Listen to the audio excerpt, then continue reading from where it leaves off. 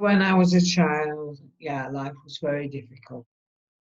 My mum loomed large. I was very scared of her. I now realise that that was a lot to do with her being alcoholic.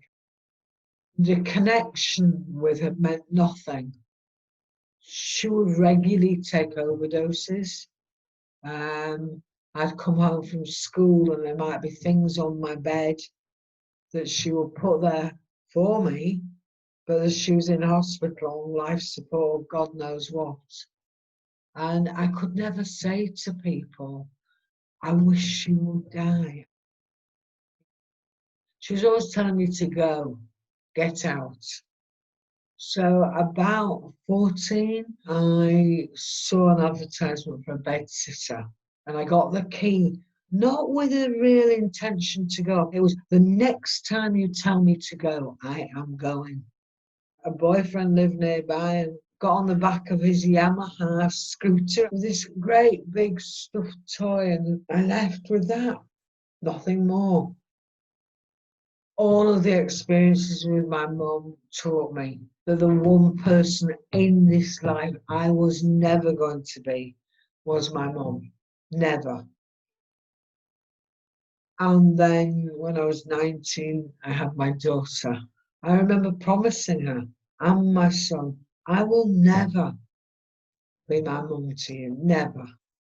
And then going through living in an abusive relationship, parenting, and no support from my mum until she finally took her own life when my daughter was about a year old. And that just really plunged me into depths. There was huge relief. No more did I have to live through this story. No more. That was a severance, yeah. That was the end. But also was the beginning of a sort of descent into hell in some ways. It was like I blamed myself because she tried to contact me the night she died and I didn't answer. But also the route she had taken to numb her feelings of life. I did exactly the same. And so was absent from life. And then there was some years later where I think I was well on the way to leaving the planet. I'd had enough, really. But I came across a process, a very beautiful process called nonviolent communication. And I met a man, and I so wanted to stop drinking. It was almost an either or. Look, either finish yourself and get it done with, or create meaning in your life. And he and I talked, and for him, he said to ask me what needs was I meeting when I drank alcohol.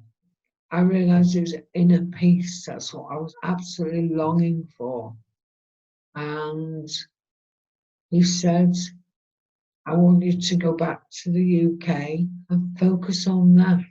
But the other really important thing he said was, Penny, you are doing the very, very best thing you can with the current resources you have. And that night I got into bed. I put my arm around mine like this, and it was my mum's arm. And it was the beginnings of me recognizing that she did the very, very best that she could with the resources that she had. So it was the beginnings of me finding love for her that had been absent throughout childhood. And also the anger has completely transformed into sadness and mourning. Much of the blame and judging we make of other people is not about them at all. It's about us. When you're pointing a finger outwards, you're pointing three back.